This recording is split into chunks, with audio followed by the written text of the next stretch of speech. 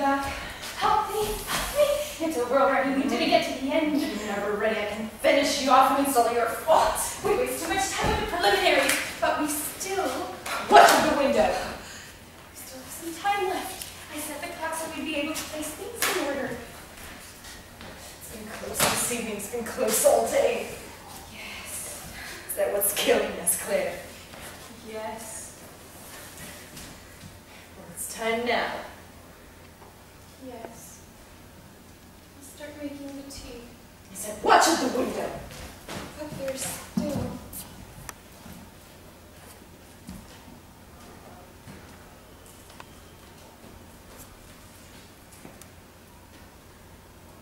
Still looking at yourself, Claire, dear, huh? Let me alone, I'm exhausted. Studio place is another mess again, and I have to clean up Madame's gown.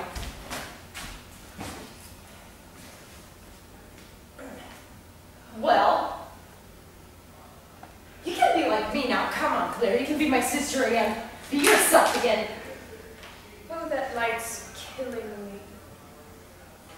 Do you think the people opposite? Oh, who cares? You don't expect us to organize things into the dark.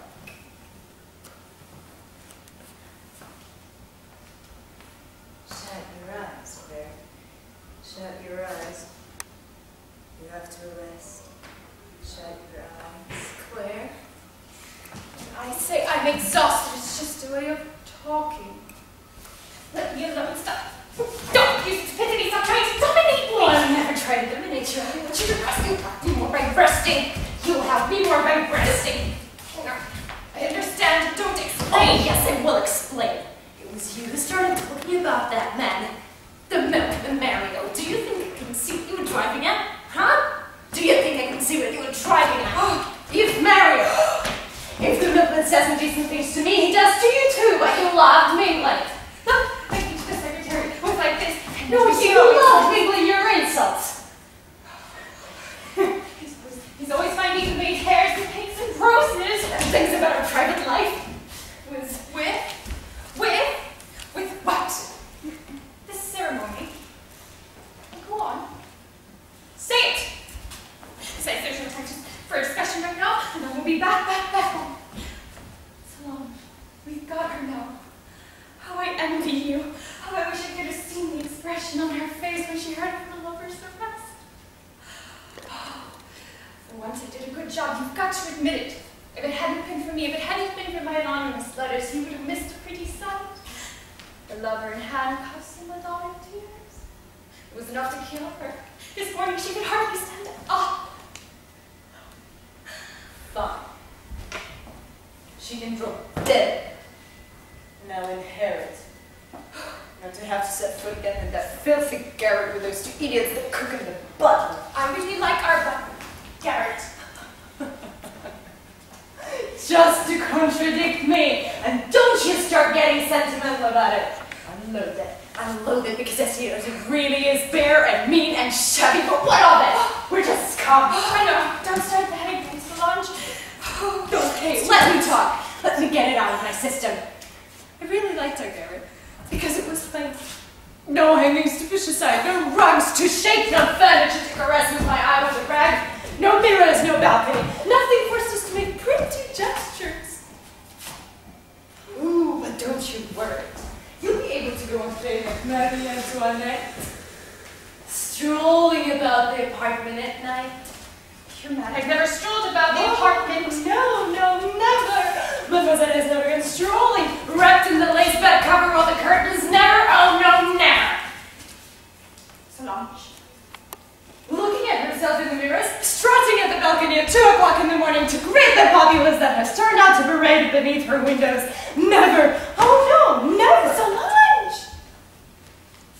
What?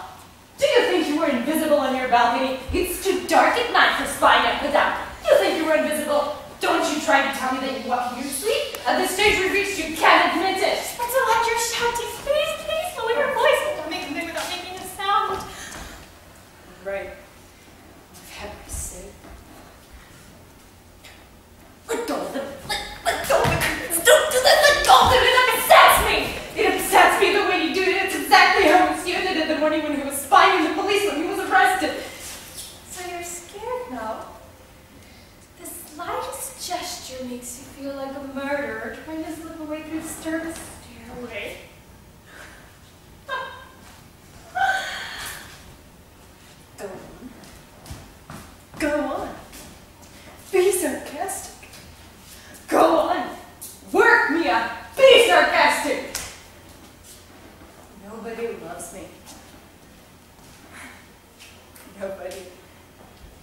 loves us. She does. Madame loves us. Madame is kind. Madame adores us. She loves us. Oh, she loves us the way she loves her armchair. Not even that much. Like her big animal toilet seat, a bedhead front. And we can't love one another because filth does not love filth. Do you think that I'm going to go and play this game and then it might go back to my folding cloth? The game will leave us able to go on with it. And if I have to stop spitting on someone who calls me Claire, I'll simply choke my spurt of saliva as my spray of diamonds. Calm down. Please speak of Madame's kindness. Oh, her kindness is it? Well, it's easy to be nice and kind and sweet. Oh, that sweetness hurts when you're beautiful and rich. But what if you're only a maid? The best things you can do is to give yourself airs and then give it to me. Is to give yourself airs and, you know, when you're cleaning or washing up, you twirl a fan and dust it like a fan. You make fun suggestions with the dishcloth, or like you treat yourself to historical parades in Madame's apartment. What are you trying to do? What are you trying to do? If you keep talking like that, we'll never calm down. Besides, I could say a thing or two about you. Who? You. Me. Yes, me. If I wanted to. Because after all, what are you insinuating? Claire, it was you who started talking about that lead. I hate you. Same to you and more. But I wouldn't have to use the milkman if I wanted to provoke you. I have something better on you, and you know it. No? It's gonna get better of who? Well, say something. Go on. Go on. You started it. You hit first. It's you who's backing up now, Solange. You don't dare accuse me of my work, my letters. Pages and pages of them. The garret was littered with them. I invented the most fantastic stories, and you used them for your own purposes. You frittered away my frenzy. Yesterday, when you were Madame, I can see how delighted you were. The chance that my letters gave you to stow away on the Montagnier to flee France in the company of your lover. Your lover! To Devil's Island, to Guyana. You were delighted that my letters allowed you to be a prostitute and you feet of a thief. You were happy. You were happy to sacrifice yourself, to bear the cross of the impenitent thief, to stand by, to wipe his face, to take his place in the galley so that he could rest. And you felt yourself growing. Your brow rose higher than mine. It rose above the palm trees. What? What about you? Just before, when you were talking about following me? Right. I don't deny it. I only took up where you left off, but with less violence than you. Even in the garret amidst all the letters, I can see you swaying back and forth with the pitching of the boat. You haven't seen yourself. But I did. I'm more sensible than you. And you're the one who concocted the story. Turn your head! If only you could see yourself, Solange. Your face is still lit up by the sun setting through the virgin fields. You were planning his escape. Oh, but don't hurry. It would be too cruel of me to disturb your blissful voyage. I hate you for other reasons, and you know what they are. I'm not afraid of you. I know that you hate me and that you are a sneak. Be careful now. I am older than you. So what? Older and stronger too? You're trying to put me up by talking about that man, but you think I haven't found you out? You tried to kill her. Are you accusing me? Don't deny it. I saw you. And I was frightened. Frightened, Solange, because through her it was me whom you were aiming at. It's me When the fish is serving me, I'll protect my neck. All right. I did try. I do not deny it. I did try to kill her. I did.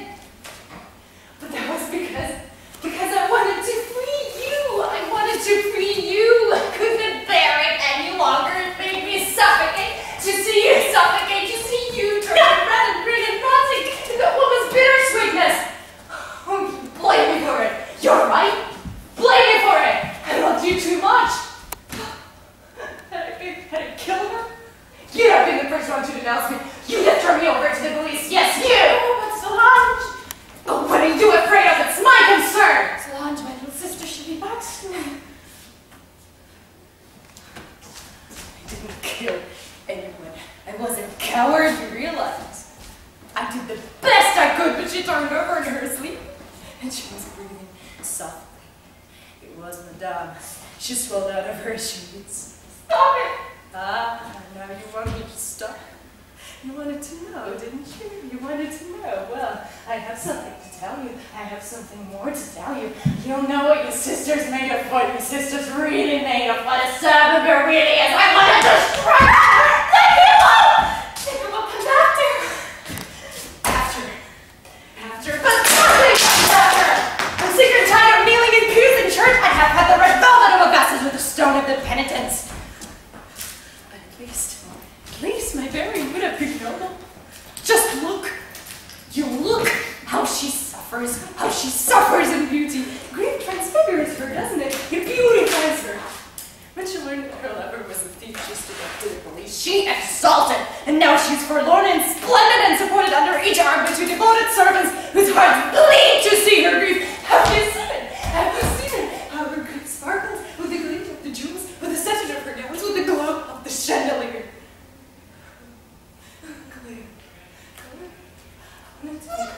For the poverty of my grief, but the splendor of my crime, and afterward, I have set fire to the lot. Solange, madame, if I may not be caught, you have been found out. You know what they do to incendiaries?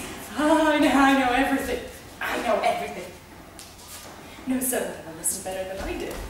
I kept my eye and ear to the keyhole. Incendiary. What a splendid title. Quiet! Oh, I'm stifling. You're stifling me. Some air. You get away from the window! Get away from the window! Go and see whether the water's boiling. Open the anteroom and the kitchen doors. All alone.